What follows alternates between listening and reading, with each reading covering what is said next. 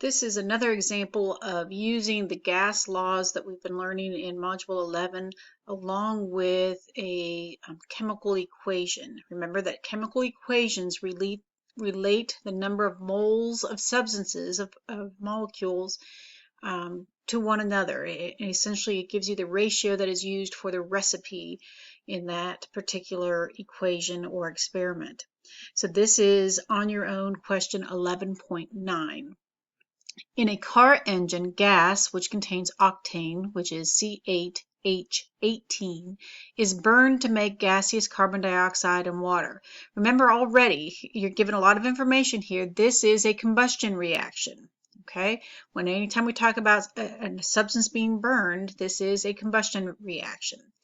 And then it goes on to tell us a gallon of octane has a mass of about 3.2 times 10 to the third grams. If a gallon of octane is burned in excess oxygen at pressure of 1.00 atmospheres and temperature of 180.0 degrees Celsius, how many liters of carbon dioxide are produced? And then they give you the unbalanced chemical equation.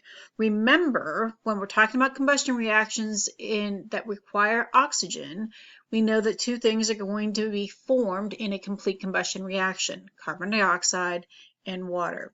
And in fact, that's exactly what we have here. Oops, sorry about that.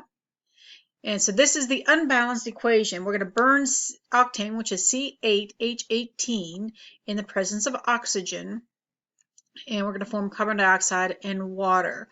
And so we know we're going to generate at least, well, we have 8 carbon on this side and only 1 on this side. We have 18 hydrogen here, 2 hydrogen in the products, and 2 atoms of oxygen, and we have 3 on this side, 2 in carbon dioxide and 1 in water.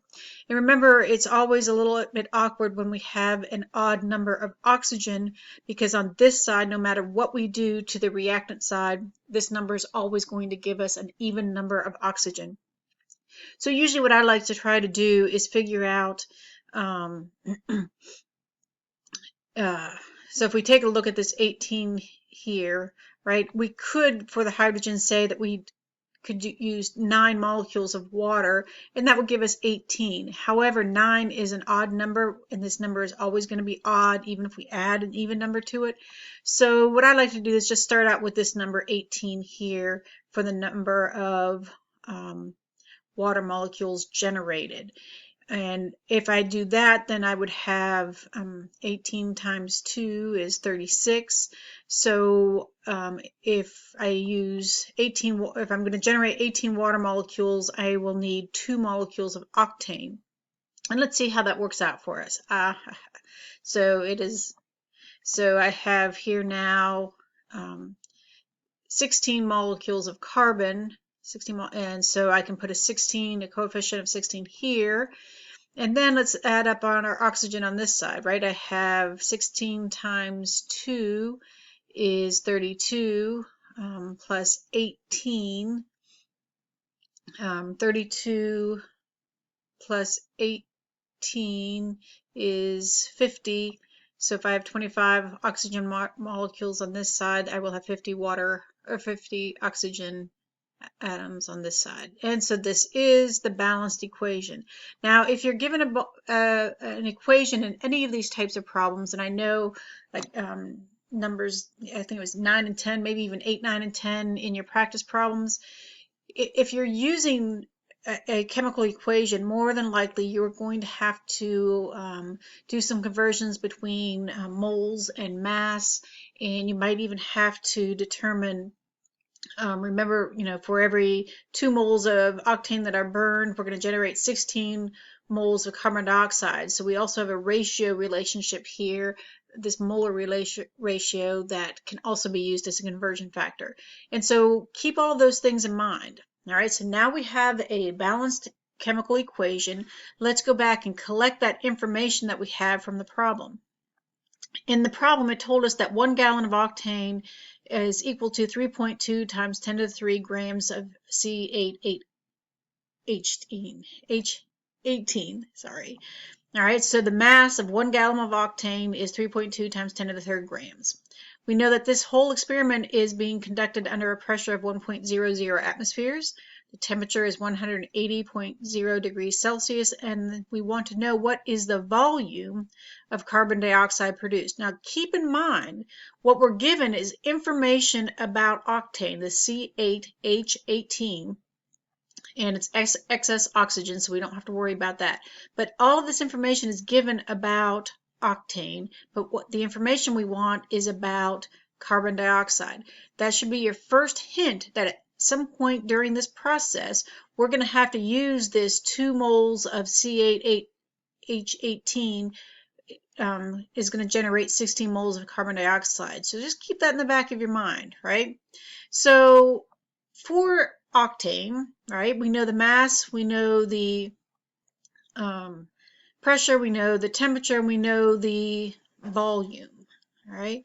And so what we want to do, well, no, we want to know the volume of carbon dioxide. But what we want is, we can't relate this grams of octane to these moles of carbon dioxide. So what do we know?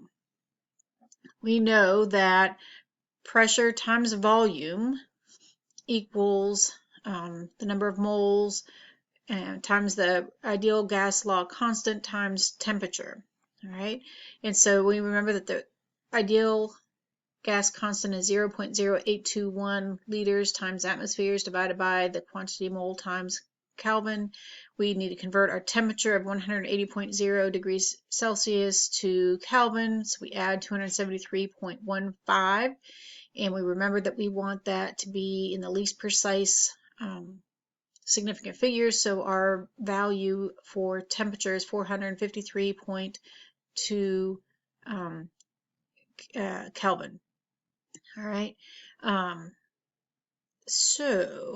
But even in order to use this equation, we need to know the moles of, if we go back up here, right?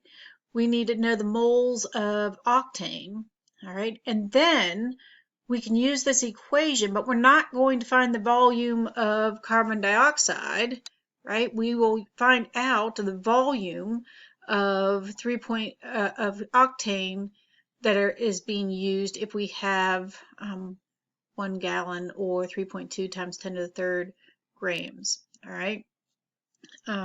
So this does not equal this, but we have to use this first to find out the volume of octane. So the first thing we need to do is convert that mass to the molar mass. So in octane, we have 8 carbon atoms and 18 hydrogen atoms. And so that becomes 96.0 AMU plus 18.18 AMU. And so 1 molecule of octane has a mass of 114.18 AMU. But remember, we're adding here, so we need to round to the least precise. And that's shown here. This tells us that if we weigh out 114.2 grams of octane, it will contain exactly 1 mole of octane. And so now we can use that. We're going to jump down here, right here. So here's, in our problem, we're told the mass of the octane that we have, and we want to know the number of moles, okay? Because we can't relate volume. That 1 gallon means nothing because octane is liquid, it's not a gas. All right, so we have 3.2 times 10 to the 3 grams of C8H18, and we use the molar mass ratio or the conversion factor, right? And we want, when we do this factor label method, we need to put the grams in the denominator so that our grams will cancel, and we will be left with the number of moles of octane. And so this becomes a simple division problem, right? 3.2 times 10 to the 3 grams divided by 114.2 grams of octane. This will yield to 28.02 moles of octane. But because we only have 2 significant figures here, we can only have 2 significant figures in this answer. So it's 28 moles of octane. Now that we know how much octane that we are burning in our experiment, we can use that ratio, right, from our chemical equation. For every 2 moles of octane that are burned, we are going to generate 16 moles of carbon dioxide. Here's that equation here. It's a little messy, but so 2C8H18, which is liquid, plus 25 moles of oxygen will yield 16 moles of carbon dioxide and 18 moles of water. So for every 2 moles of octane burned, we're going to generate 16 moles of carbon dioxide. And here we're told that we have essentially 14 times that number here. So we can use that ratio. So 28 moles of octane, and we want to put the 2 moles of octane in the denominator, so those will cancel out, and leaving us with moles of carbon dioxide. So here's that ratio, the 16:2, and that generates 224 moles of carbon dioxide. And in this case, we only need 2 significant figures again, so it's 2.2 times 10 to the 2. And essentially, you could even write this as 220. As long as you don't have the decimal point, that would still have only 2 significant figures, and that would be okay also. Now we can use our ideal gas law. And so we have the ideal gas law states that the product of pressure times volume equals the product of the moles times the ideal gas constant times the temperature.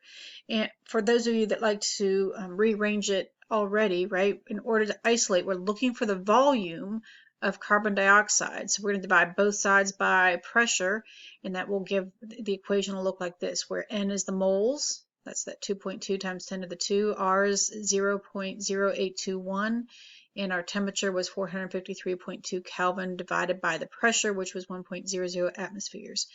I just went ahead and plugged it in to the equation as it's written here, and then did my divisions, and you end up with 8,185.6984 liters. And remember, this is liters of carbon dioxide now. And I don't know, here we go. But we only need 2 significant figures. Here, this 2.2, so we can write this either as 8,200 liters of carbon dioxide, or we can write it as 8.2 times 10 to the 3rd liters of carbon dioxide.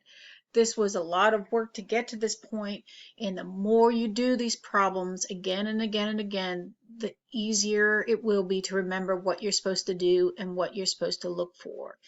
All right, that's it.